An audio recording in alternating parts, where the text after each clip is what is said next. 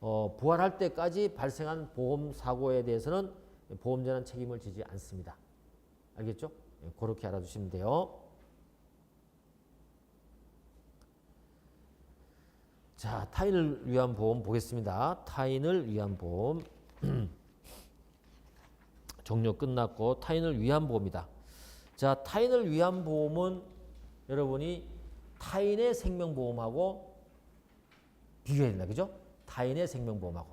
타인을 위한 보험은 진짜 타인을 위한 보험이야. 타인의 생명보험은 타인을 보험의 대상으로 잡는 걸 말하는 거. 그죠? 그렇게 알아두셔야 된다. 그죠? 타인을 위한 보험이다. 그래서 위한 보험의 특징은 뭐냐면 이런 거예요. 이 타인을 위한 보험은 그 사람에게 동의를 받든 안 받든 상관없어요. 이게 특징이야. 꼭 동의를 받아야만이 타인을 위한 보험을 가입하냐? 아니에요. 알겠죠? 그래서 또 타인은요. 한 명도 괜찮고요. 불특정 다수인도 상관없어요. 그걸 여러분 알고 있어야 돼요. 그러면 얘를 하나 머리 넣으면 되겠죠. 어떤 게 되겠습니까? 운송보험을 생각하시면 돼요. 운송보험에서 운송업자가 자기의 고객들을 위해서 운송보험을 가입하잖아요. 그게 바로 타인을 위한 보험이에요. 아시겠죠?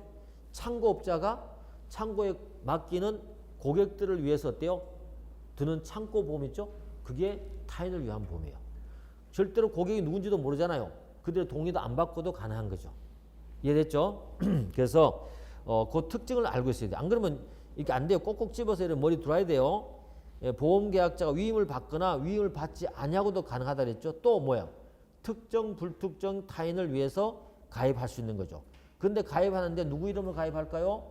자기 명의로. 운송업자가 자기 명의로 가입해요. 알겠죠? 체결한 보험계약을 말합니다.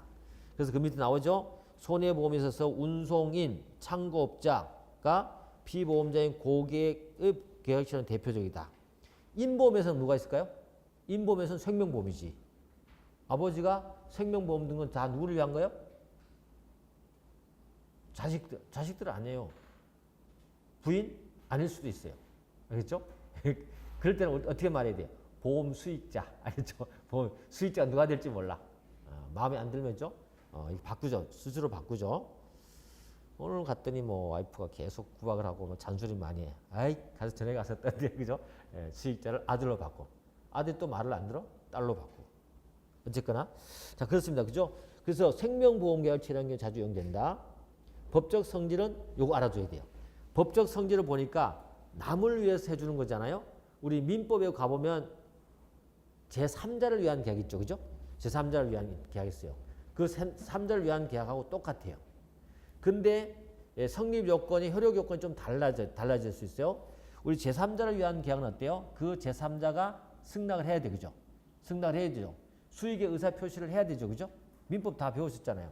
근데 우리 여기 제3자를 위한 계약 보험에서는 어때요? 수익의 의사 표시를 하지 않더라도 수익자가 보험금을 받을 수 있어요. 알겠죠? 그런 차이가 있습니다. 구성이 그렇다는 겁니다. 그래서 어쨌거나 수익의 의사 표시를 하지 않더라도 당연히 보험계약상의 이익을 취득한다는 점을 제외하고는 본질적으로 민법상 제3자를 위한 계약하고 거의 같다. 됐네요. 넘어가겠습니다. 자, 요건 보겠습니다. 어떻게 돼요? 당연하겠지. 당연하겠지. 가서 보험회사 체결하면 어떻게 돼요? 보험계약자가 뭐를 밝혀야 돼요? 이 보험은 다른 사람들을 위한 보험이에요라고 밝혀야 돼요. 요건이 알겠죠? 뭐라고요? 보험금 청구권을 타인에게 귀속시킵니다라는 반드시 의사표시가 있어야 돼요. 운송업자가 가서 어때요? 나 운송업자인데 이 보험은 우리 송화인들 있죠? 물건 보내는 사람들이 보냈을 때 물건이 깨질 때 그 사람들이 청구하면 돈 줘야 되는 거예요 라고 알려줘야 되는 거죠. 알겠죠? 그런 거 말합니다. 그죠? 만약에 의사표시가 명백하게 드러나지 않아요? 그럴 때는 보험계약자 자신을 위한 것으로 추정해버려요. 알겠죠? 자신을 위한 걸로 우리는 추정합니다. 그러면 이 제3자는 보험계약 성립할 때 반드시 특정돼야 되느냐? 그건 또 아니에요.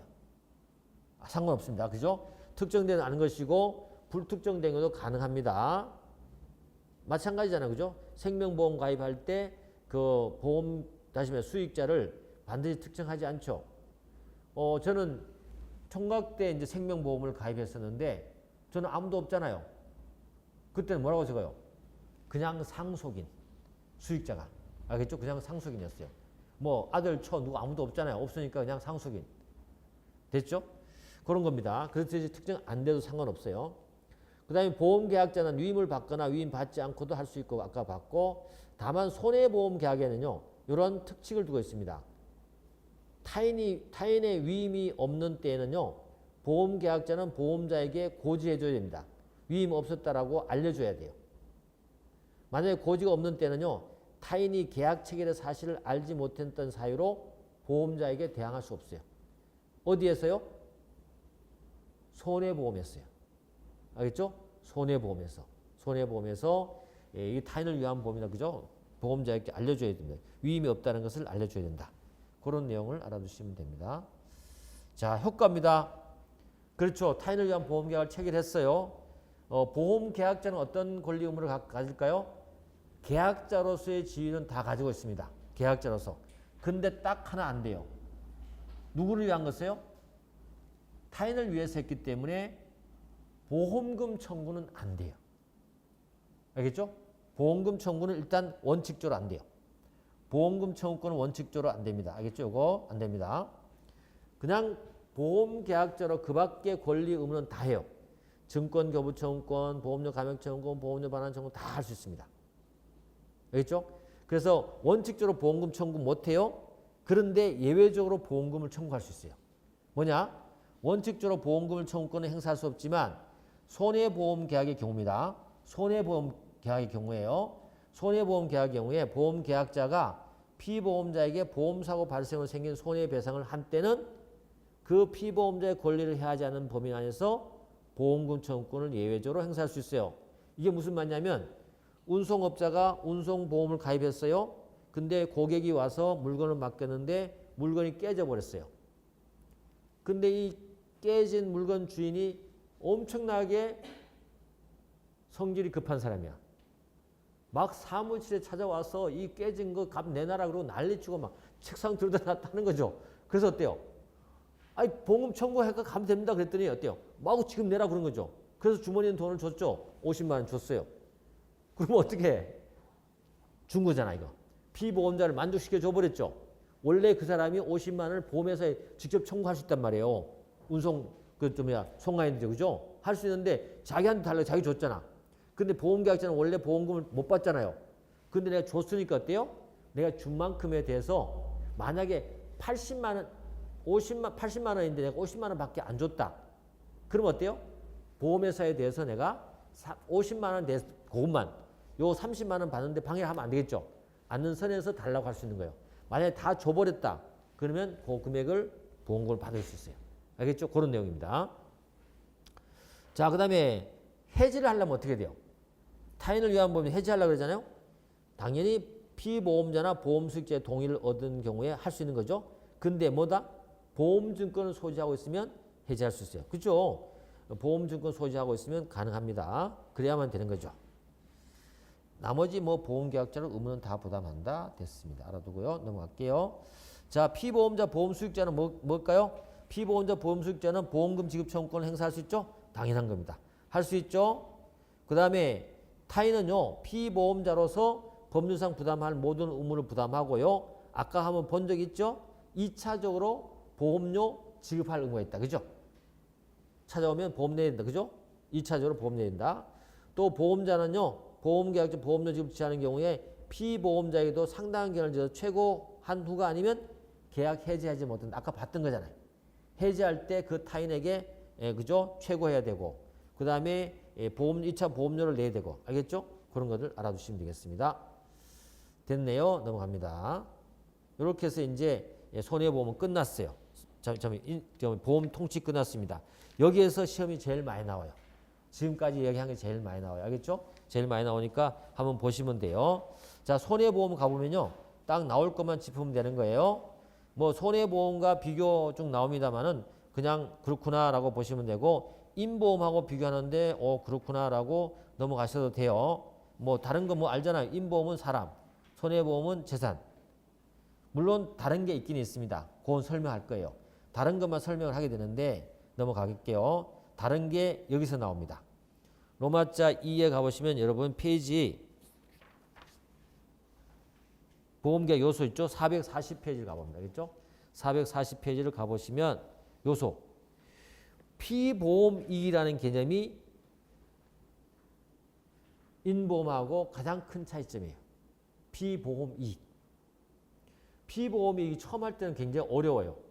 피보험이익은 뭐냐면 내가 화재보험, 손해보험이니까 화재보험 제일 대표적인 거니까 내가 집이 10억짜리인데 화재보험을 가입했어요. 그러면 피보험이익은 뭐냐면 화재가 발생하지 않음으로써 어때요? 내가 그 10억을 누리고 있잖아. 그걸 갖다가 피보험이익이라 그래. 아시겠죠? 여러분 만약 어떤 골동품이 있는데 이게 5천만 원짜리다. 화재보험 들었어요? 아니면 뭐 깨지는 보험 들었어요? 안 깨지는 동안에 어때요? 내가 누릴 수 있는 이익 있죠. 이걸 우리가 피보험이익이라 그래. 근데 피보험이익은 어때요? 굉장히 추상적이잖아요. 금액으로 환산할 수 없잖아요. 그죠? 그래서 그걸 갖다가 어때요? 돈으로 환산해 놓은 것이 바로 보험가액이라 그래요. 똑같은 말이에요. 알겠죠? 보험가액이라 그래요. 그래서 손해보험에는 보험가액이라는 게 없으면 안 돼요. 그래서 보험가액. 그래서 피보험이익하고 보험가액은 사실 같은 거지만 피보험이익은 여러분 말할 때 어떻게 한다? 요 사고가 안 남으로 해서 내가 누릴 수 있는 이익이다. 근데 그걸 돈으로 계산해 보니까 보험가액이더라. 이렇게 되는 거죠. 그럼 아까 화재보험 10억이라고 했잖아요. 일치할 수도 있어요. 그죠? 어때요? 10억이죠. 내가 불이 안 남으로 10억을 누릴 수 있는데 어때요? 요걸 계산을 해보니까 얼마짜리예요? 시가가 10억이니까 10억이 보험가액이 되는 거예요. 이해됐죠? 그게 보험가액이 돼요. 그래서 요거는 인보험에서는 존재하지 않는 겁니다. 그죠?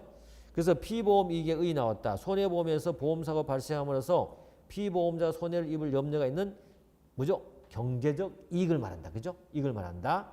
그걸 화폐 단위로 바꿔놓으니까 뭐가 된다? 보험가액이 된다. 끝. 그래서 요 개념 알면 돼요. 굉장히 중요한 거니까 알고요. 그래서 이 보험가액과 보험가액이 만들어지지 않으면 어때요? 절대로 뭐가 안 된다?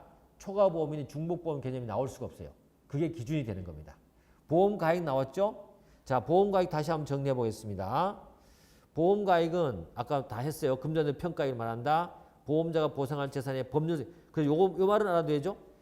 보험가액은요, 보험회사가 보상할 재산의 법률상 최고한대야. 그 말은 무슨 말이냐면 화재보험을 들었는데 집값이 10억이야. 보험금을 줄 때 10억 넘어서면 안 돼. 안 되는 거지. 아무리 보험을 가입한다 하더라도 10억까지잖아요. 그죠? 법률상 정해진 한계선이죠. 알겠죠? 그래서 법률상 최고한도. 보험회사가 줄 수 있는 최고한도죠. 그렇잖아요. 여러분이 핸드폰도 만약에 보험 가입한다, 깨지기 위해서 가입한다. 핸드폰 시가가 만약에 30만 원이다. 그러면 어때요? 보험회사가 최대한 줄 수 있는 게 얼마야? 30만 원인 거죠. 알겠죠? 그걸 우리가 법률상 최고한다 그래요. 합의하는 것이 아니고 법률상 최고한다 그래요. 됐죠? 됐습니다. 그럼 보험 가입과 관련해서 우리가 기평가보험하고 미평가보험이 나와요. 기평가보험은 뭐냐면 애초에 나중에 있죠. 이 보험 가액, 보험 목적의 가액이 다툼이 생길까 봐 미리 평가를 해가지고 가입할 때 얘기하는 거예요. 적어 놓는 거예요. 우리 집값, 감정평가 보니까 10억인데요. 화재보험 가입할 때 이거 10억, 보험 가액 10억 이렇게 적고 하는 거예요. 그죠? 이렇게 합니다. 이렇게 가입하는 것을 우리가 기평가보험이라고요. 미평가보험은 뭐 나중에 뭐 사고 나면 그때 뭐 우리 집값 평가해보지 뭐 라고 하는 것이 미평가보험이에요. 그런데 별 차이는 별로 없어요. 뭐냐면 기평가보험 있잖아요. 10억이라 했잖아요. 근데 나중에 보험 사고 날 때쯤 돼 보니까 사고 났어요.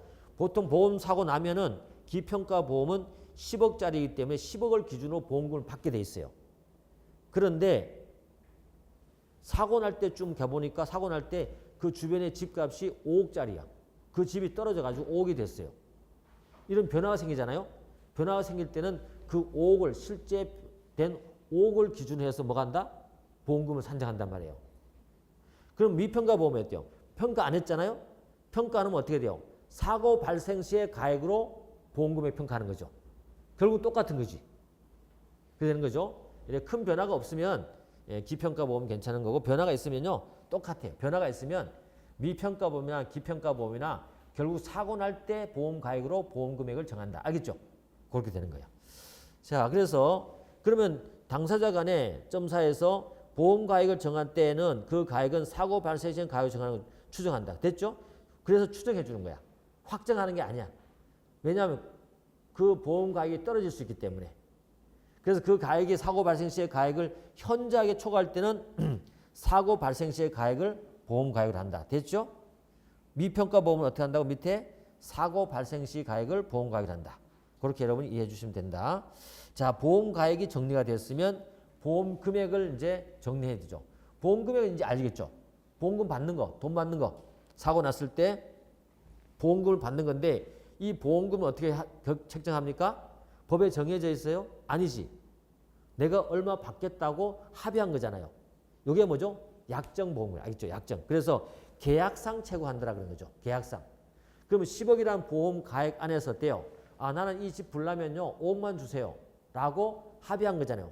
계약상 아무리 줘도 어때요? 계약한 만큼 5억만 주는 거죠.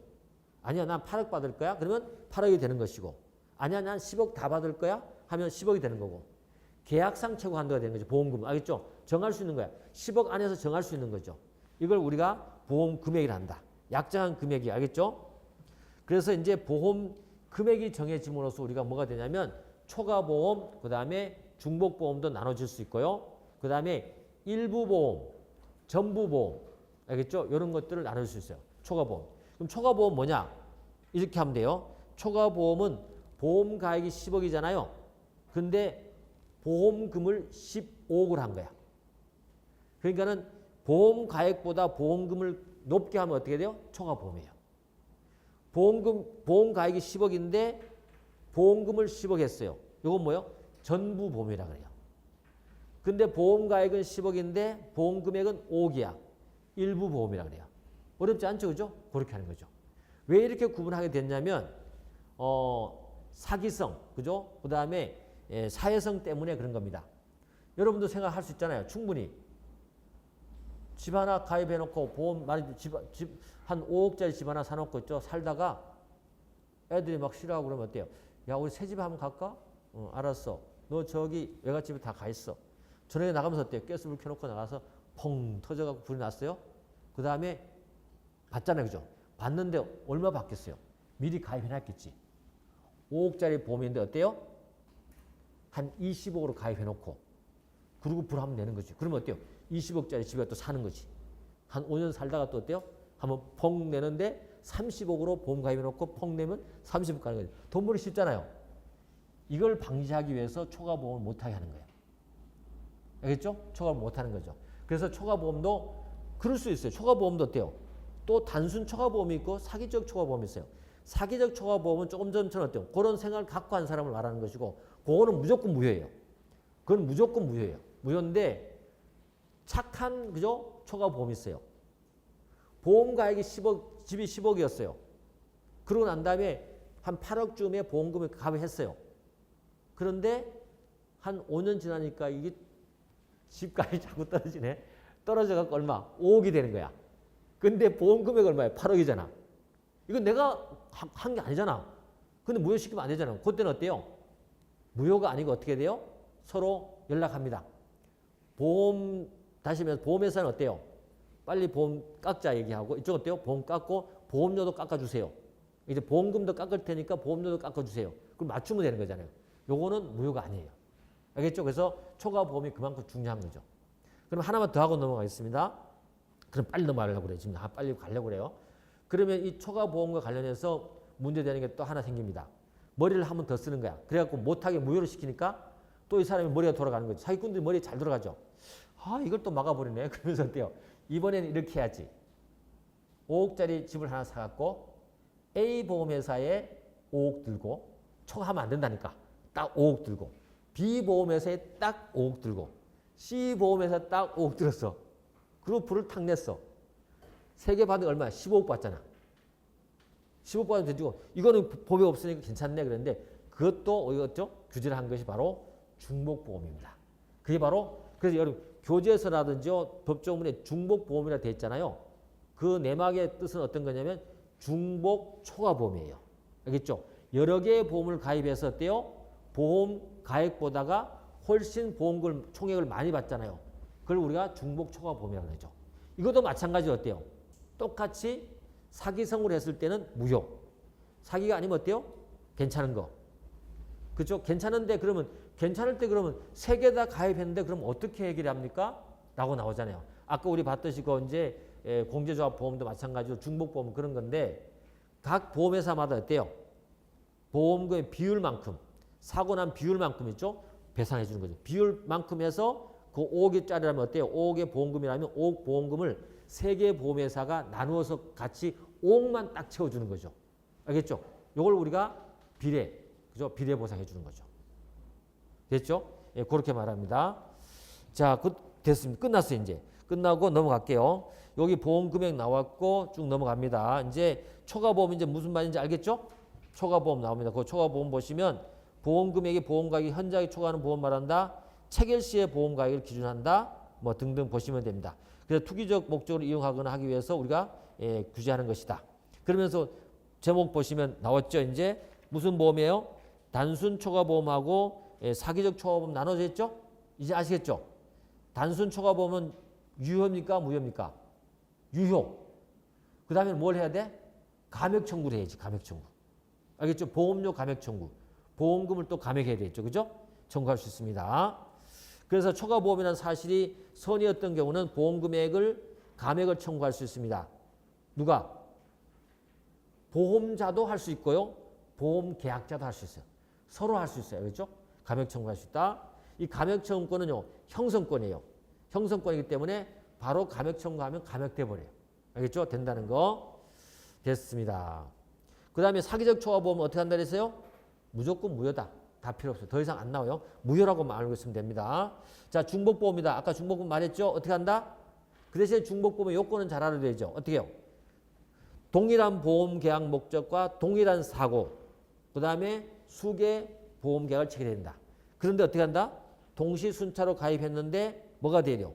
그 보험금 총액이 보험 가액을 초과해야 돼. 알겠죠? 그래서 중복 초과 보험이 되는 거죠. 요것도 똑같아요. 똑같아 가는데 중복보험 요건 뭐 나와 있잖아요. 요건 가서 보면 판례가 하나씩 나오는 게 이런 보시면 중복보험은요. 동일한 피보험이 돼요. 아까 말한 집 있잖아요. 집. 피보험이 뭐예요? 동일한 집이잖아요. 동일한 집에 동일한 보험사고 뭐예요? 화재였잖아. 그죠? 또 보험기한이 동일 또는 중복해야 돼요. 또 보험금액이 보험가액을 초과해야 돼. 그건 맞고요. 그 다음 수개 보험계약을 수인의 보험자가 체결하고 또 피보험자가 동일인해야 돼요. 아까 그 얘기 드렸죠? ABC 보험에 가입하는 거 생각해 보시면 돼요. 똑같은 피보험, 그죠? 다시 말해서 피보험 이게 동일한 화재 사고에 낸 거죠. 만약에 화재 보험을 들고 그 다음에 수해 보험을 들었다? 그거는 중복보험이 아니에요. 알겠죠? 사고가 다르잖아, 사고가. 달라요. 그죠? 그런 거 생각하시면 돼요. 그러면 예를 하나 들면 이해가 가요. 그 밑에. 그 1번 중복보험이 아닌 거 있잖아요. 그 사례도 가끔 시험에 나왔는데 1번 보시면 건물의 임차인이요. 임차인인 창고업자고 그 건물의 소유자가 그 동일한 건물에 대해서 화재보험을 들었어요. 근데 왜 중복보험이 아닐까요? 일단 보험계약 주체가 다르고 또 두 번째는 어때요? 피보험이익이 달라요. 창고업자는 어때요? 불났을 때 창고 안에 있는 뭐죠? 자기의 물건이나 이런 것들 있죠. 이런 것 시설에 대한 것에 보장이 되는 거고 진짜 이 건물주는 뭐예요? 우리 집값, 집 탄 거. 같은 건물이지만 어때요? 다르죠. 그죠? 예, 그런 걸 여러분 생각하시면 돼요. 자, 그 다음에 시험에 나왔던 거는 임강업자죠. 임강업자. 예, 구체적 사례 있습니다. 그걸 한번 보십시오. 나중에 임강업자 공급받은 자재, 멸실 등의 손해배상 책임을 담보할 목적으로 그 물건 자재에 대해서 보험을 가입했어요. 이건 책임보험 일종으로 또 이 소유자가 또 동일 목적물에 의해서 가입한 동산종합보험을 가입했거든요. 그래서 임가공업자가 멸실 등을 하기 위해서 보험에 가입했고 그 다음에 이 소유자가 어때요? 동산종합보험 계약을 체결했어요. 물건은 똑같아요. 근데 뭐가 달라요? 각각 서로 원하는 멸실되지 하지 않음으로써 누리는 이익이 서로 다르잖아요. 서로 다르잖아요. 그죠? 그걸 우리가 피보험이 다르다 그래요. 달라요. 그죠? 자, 그 다음에 그 밑에 하나 알아둡니다. 점 2에 보시면 두 개의 책임보험 계약이요. 보험 목적, 피보험이니까 보험사고 내용 범위가 전부 공통되지 않으나 이거 알아둬야 돼요. 이제 최근에 판례가 어때요? 그런 식으로 똑같아야 된다고 했는데 이제 요건을 좀 완화시켰어요. 완화시켜서. 완전히 똑같지 않더라도 된다는 거죠. 전부 공통되지는 않지만 상당 부분이 중복되고요. 발생한 사고가 그 중복되는 피보험 이익에 관련된 보험 사고에 해당된다면 이 책임보험에 가입한 것 있죠? 이것도 피보험자, 피보험이익과 보험사고 및 보험기간이 중복되는 범위 내에서는 어때요? 중복보험에 해당된다고 봤어요. 뭐가요? 두 개의 책임보험. 알겠죠? 두 개의 책임보험 그랬어요. 알겠죠? 두 개의 책임보험도 중복되는 범위 내에서 중복보험으로 본다는 점이야. 판례였습니다. 그 다음에 또 하나 있는 게 뭐냐면 자주 그거와 관련되는 겁니다. 무보험 자동차 특약보험이에요. 무보험 자동차 특약보험을 중복보험으로 해당되는지 판단 기준이에요. 왜 그러냐면 요즘엔 좀 덜 가입을 하지만 많이들 가입하죠. 내가 차를 들이받았는데 상대방이 무보험 자동차야. 그만큼 또 좀 운이 없는 것도 없죠. 하나도 보상을 못 받아요. 오토바이 그런 게 많거든요. 오토바이 많기 때문에 웬만한 사람들은 무보험 다 들었을 겁니다. 그죠? 무보험 자동차 특약해갖고 무보험차가 내가 받았을 때 걔한테는 손해를 못 받는 걸 내가 미리 가입해갖고 받는 거예요. 그죠? 그러다 보니까 이 보험을 여러 개를 가입했어요. 이 사람이. 여러 개를 가입하니까 만약에 그 사고가 1,000만 원 났다 그러면 어때요? 여러 개 가입했으니까 다 받게 되면 많이 받게 되잖아. 그죠? 그런 걸 생각했던 거죠. 근데 이 사건은 그런 사건이었어요. 근데 중복보험으로 봤어요. 그죠? 그래서 중복보험 봤는데 사기적 중복보험이 아니고 어떻게 하게 돼요? 비례보상하면 되는 거예요. 비례보상. 그죠? 자, 무보험 자동차 특약보험의 경우에 중복보험에 해당하는지 열 판단하는 기준은 뭐냐면 손해액은요. 손해액은 피보험자의 실제 손해액이 아니에요. 실제 손해액이 아니라 약관에서 정한 보험금 지급 기준에 의해 산출된 금액을 말해요. 그 금액을 기준으로 어때요? 따진다는 거죠. 따져서 우리가 판단한다. 손해액은요. 기준이 되는 손해액은.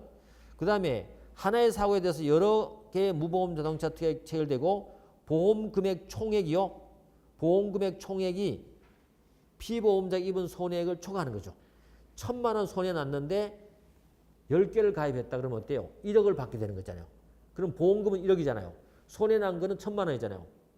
이걸 뭐라고 한다고요? 여기 말하는 것처럼 중복 초과 보험으로 본 거죠.